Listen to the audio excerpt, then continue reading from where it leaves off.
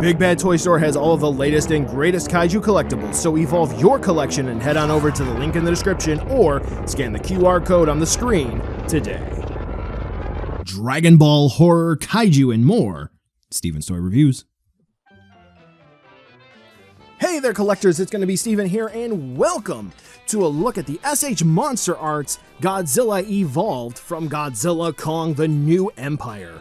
This is a new release in the SH MonsterArts line and features Godzilla when he charges up after not killing Tiamat.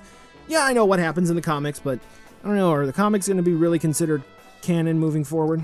Regardless, we do have this Godzilla here, which is going to soon hit the US market, but of course, BBTS, Big Bad Toy Store, is awesome, and we did collab here to get a look at the figure up ahead of the official US distribution release. So, if you are interested in picking this one up, I do have a video here to give you the rundown on this particular unit. So, buckle in and let's go through a nice rundown of the paint applications, the articulation, and a size comparison so you can see if this one's going to be worth getting that order in so you don't miss the window for Godzilla Evolved. So when it comes to the paint application of this guy, you can definitely see that the base color for the figure is going to be a more so gray color, and there are going to be several paint apps. As noted in my unboxing, there are some differences compared to the prototype in terms of the quality of the paint application and where everything is going to be applied. Now, there are going to be some variances from unit to unit, and when it comes to how the different figures look and everyone's different experiences with that, I would like to hear your thoughts in the comments down below. As we can see though, for the face, we do have the eye placement, which upon macro photography, which is helpful for things like this, we can see that there is clearly some attempt at uniformity because there is going to be the indication of the dot matrix printing, which means that it's not necessarily going to be by hand. It's going to have a formal process for getting the eyes printed on there. We do have the, I'm going to go ahead and call it pink paint application on the head, which is intended to go from each portion of the head sculpt all the way down, continuing into the dorsal plates. For the mouth paint application, the teeth are blended in with the pink of the mouth, and there is the tongue, which is very apparent as well.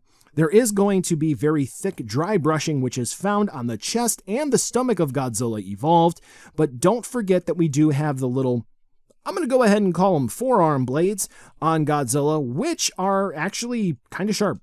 Don't hurt yourself on there, kids. Okay? All right. Now, when it comes to the claws and the toes on Godzilla Evolved, they are going to share similar coloration to the dry brushing that is found throughout the figure, so do keep that in mind when we are taking a look at some of the finer details for Godzilla. When it comes to the dorsal plates, initially, there were some folks who were noting that there was word going around from an interview or not, or what have you, that the dorsal plates would not be translucent, nor were they ever indicated as such. In the promotional pictures, we were able to see inside of Godzilla, thanks to some of the gaps in the figure, and there was indication that it was translucent plastic or resin at the time, and thankfully that did translate over to the final product. So, if you want to try any fancy lighting gimmicks, I suppose you could do so if you would like. That is going to carry all the way down to the tip of the tail with the thagomizers, and there you go. So that's going to be a look at the sculpt and the paint of this Premium Bandai release. Premium Bandai release is going to indicate that this is going to be one production run and done, but thankfully, Bandai Namco Toys and Collectibles brought this over to the US market for general retail distribution. As collectors would come to expect from the SH MonsterArts line, Godzilla Evolved is an articulated action figure with plenty of points. So one of the big ones here is going to be the jaw, which does open and close on a hinge here, as you can see. And then, I forget the technical name, but we do have the membranes that are going to be here, right here in the cheek and the mouth. Those are going to be their own individual pieces, and as a matter of fact, we can pop the head off, and that'll give some insight onto how the neck system works. So let's just do a quick zoom in here, so we can take a look, and you'll be able to see that if we pop the jaw open, which will be a help for another point here, they do have their own sort of pieces here. So that's pretty cool, right? So you can see how the hinge system is put together, and you're also going to see this piece of the sculpt that is right down here, which unfortunately does block the articulation a little bit, so Godzilla's mouth does not open up all the way. Now, if you're familiar with the Monster Hunter SH Monster Arts figures, there are some that do have this issue as well. However, that is easily fixed because there is normally just a floating part that can be moved out of the way, and the figures can open up their mouth even more. Unfortunately, that's not going to be the case here for Godzilla Evolved. He unfortunately just has a restricted range of movement for his jaw. So popping the head back on before we do get to that, you can see that the neck system is a little bit different from the previous MonsterVerse Godzilla body that they had. Oh, I mean, it's only going to be for the Doei Goji. I believe that's what we're going to call it, the 2019 and onward design that they had. So here, instead of having sort of a collapsing in system, we have sort of like a cascading over. I think that may be the best way to describe it, wherein we do have the head, which covers the next portion of the neck, and so on and so forth. So the way that the head plugs into the neck is actually not going to be sort of like straight on or at the top here. It's actually going to be slightly down and on a ball joint here. So when we plug it in, it is going to plug into a soft plastic socket. And then we do have some ball joints here for the rest of the portions of the neck that do move. Now, as you can see, he has a lot of good movement left and right, and he can look down fairly well. You will see that it is going to create perhaps a bit of an awkward look if you're going to do that. However, you can resituate the neck. In terms of looking up, though, unfortunately, he's not really going to be able to. Those of you who are familiar with Haya Godzilla figures, this is somewhat similar, though I will say that the range is not as nice as a Haya figure might be able to get. I will say that this is a little bit disappointing because maybe there's a different way that they could sort of execute this, because there are two issues with how this happens. The first one is going to just be because of the neck system. Even if we go ahead and pop off another one, you can see that even though it's a barbell style joint, the soft sockets and the way that they're aligned don't really cultivate a good articulation scheme here for the neck. I know that folks like to bring up the point that there may be different people involved on the SH Monster Arts line, but it would be really beneficial if there was an SH Monster Arts design system that may be used, like maybe in one of the Monster Hunter releases or a few of them, for a multiple ball socket connection that may be used in like the neck or the main body. And also, I know we're kind of sort of in the primitive stages of it, kind of getting it to work, but movable dorsal plates right at the base of the neck would really benefit Godzilla Evolved, because you can definitely see where the dorsal plates collide in with each other up at the top, and you really can't circumvent that. So that is definitely going to be something that collectors will have to work around with a bit of creativity, and hopefully not pop pieces of the neck off.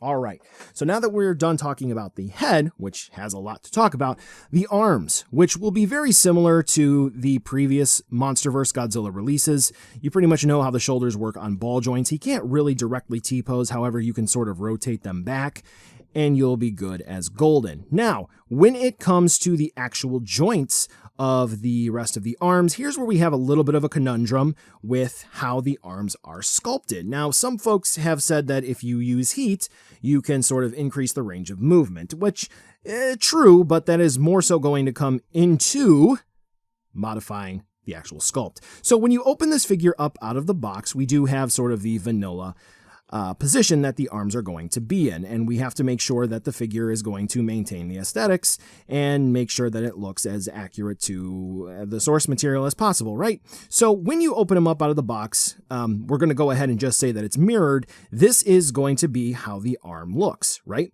So we have the bicep, which is flush with the shoulder. That's right there. Then we do have the forearm, which has the spike. That's going to be right there. Everything is good to go. Now you'll notice that since this is going to be the elbow joint, the range of movement, the hand unfortunately does like to pop off, is minimal. Unless you really push it, and then you'll have the parts pop off. So we do have a double axis barbell style joint. We'll go ahead and pop the arm back on as usual. Now, if you are looking close, you'll notice, however, that there's a little bit of a cutaway and an angle for the bicep as well as for the forearm. So if you do rotate the bicep right here with a swivel, spin the elbow joint around, and then you rotate the forearm, you will have an increase in your range of movement, and you will actually get usage out of the elbow joint, which is good. However, it does throw off how the sculpt looks a bit, so it's just something to keep in mind. Now for the hands, I guess we'll go ahead and jump right into the accessories as well. We do have 2 sets of hands. Whoops. His left leg is a bit loose, so he does like to topple over sometimes. So for the 2 different sets of hands that we have, the left hand here is what we sort of have on display, and the one that is here is going to be a relaxed hand, sort of, calm, swiping hand, which, it's okay. Here then we have a more expressive hand where he's sort of swiping or doing whatever you may have, and this is my preferred hand to have on Godzilla. I will say that the relaxed hand does fit better onto the wrist joint. The splayed out hand really does not. It likes to pop off a whole bunch. So do keep that in mind for yours. Now, talking about that articulation point, it is once again a barbell style joint. However, unfortunately, once again, when it comes to the sculpt, as you'll see here, there's a little bit of an overhang when it comes to the forearm. So when we go ahead and move the figure around, you'll see moving the hand up, we have a little bit of a blockage there, and he can't really move his hand up too much. Once again, though, if we do move that forearm joint and rotate it a little bit, oh, the hand popped off again, then we do have the opportunity to do a little bit of a change, but then sculpt-wise, for those of you who absolutely need it, things look just a little bit awkward. For me, it's not a big deal, so I don't find it to be that much of an issue, but some folks might. Torso. This is where things get a little bit different. He is basically sculpted to form fit. What does that mean? Well, no matter how you try to splice it, rotation is going to be very minimal. And the reason for that is, well, if you take a look at the sculpt back here from the pictures, he's basically in line perfectly with the dorsal plate. So yes, he can move forward, and you can see that I can rotate him just a little bit, but it's not overly too much. It's mostly just rocking forward and then rotating backwards. So you're not really going to be able to spin him around too much like you can some other Godzillas. That is mostly going to be it. We do have this joint down here, which is mostly just going to help with leaning forward and back. And this is going to be the range of motion that he can get going forward, so he can definitely look down. But in terms of looking up, that's mostly just going to be camera trickery, so I hope you are able to pull off some interesting shots with that. Again, I've tried with like rocking from side to side and all of that fun stuff, but that is about going to be the range of movement for your Godzilla Evolved here. Okay, all right, cool. Now that's about both sides what we have. So for the hips, these are a bit of a different choice for a design. And like I said, this one likes to pop off, so let's just go ahead and do that here so we can get a look at what exactly we have going on, which is pretty cool in some ways. So we do have, once again, the barbell style joint. This goes all the way back to pretty much the beginning of the line for some of the figures, with birth version being one of the issues, and you can even see how the joint's kind of moving around there. So with birth version, one of the issues that folks had was they were not aligning the joint up properly, which caused gaps. And folks were kind of upset with that. So now what they have done is they moved the floating sculpt piece to help cover up gaps down. So this way, I guess that more so helps with preventing the gap situation. This was found on Godzilla 91 and I believe 1972 as well. I have him put away right now, so I can't recall specifically off the top of my head. But now that you see that that is there like that, if the leg pops off, which both of them have for mine, you see that it is indeed form-fitting to how the socket is placed in there. So we'll go ahead and put this back in. Okay, and there we go. So for the hips, some have shown that there is a good range of movement and he can like do the splits out, which is indeed possible, but it's really iffy, and I don't think a lot of folks are going to be coordinated enough to really get that to happen. And one of the reasons that I'm kind of worried about this design is mostly going to be for the more reasonable range of movement, and you can see I'm kind of struggling to move the leg back.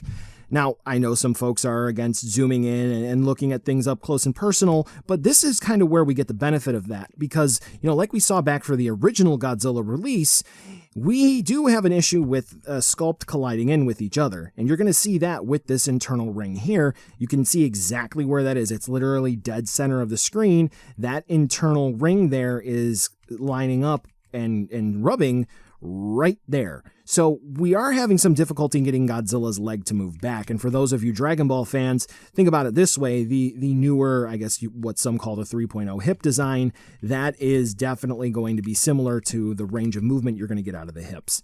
So you can't really kick back, but you can indeed kick forward. So there is going to be that. Okay, so now that we have that out of the way, the knees are frustrating for some, but I actually do like the knees. There's no facetious comment there. They are really cool, and some hate them, and I do see why. Initially out of the box, I was like, oh, he's got no movement. However, there's a little flap there that you can just move, and the knees are on ball joints, and once you figure out how to move that out of the way, that is a fantastic range of movement. And like, again, they're on ball joints, so you do get some good bend out of that. So this is really cool. As we know about MonsterVerse Goji, we do have another cut down here, which is kind of like a boot cut, if you will, which is really nice. And then ankle ball joints, which is fantastic. Basically, aside from that, here down, I love the articulation. For the tail, this is exactly how an SH MonsterArts Godzilla tail, or even a neck for an SH MonsterArts figure, should be. I've had a couple of pop-offs with the tail, mostly from pushing the range of movement, but this is amazing. Now, not every section is going to have a joint in it, but it's going to be pretty close. And as you can see, all the way up to the tip right here by the thagomizers, we're really close here, right? Oh, yep, like I said. Tried pushing it, and we have a pop-off there. So it's really nice. It's really good. It even helps as a counterbalance to Godzilla. And let me see if I can find a section here. Ah, there we go. So remember that multi-socket system I was talking about? Well, they are indeed using it. Anyway, when it comes to the articulation of the SH MonsterArts Godzilla Evolved, there are some questionable choices here for Godzilla, and I'm not quite sure why some of those were made. And I did want to go over those in detail with you, so this way you can avoid some of the hassles with damaging a figure and possible returns, if that may be a case, because we don't want that, right? I want you to make sure that you have a good condition, good quality figure. But otherwise, there are some areas that could use improvement and some areas which are really, really awesome. So with that being said, here's going to be a size comparison with some other figures you just might have in your collection, so you can see how big the SH MonsterArts Godzilla Evolved might be. I would say, fairly solid 6-inch scale Godzilla figure. So, buy now, skip, or wait for a deal. The SH MonsterArts Godzilla Evolved was formally released in October of 2024 and will hopefully be here on time for US distribution in the end of November 2024 for approximately $140 USD.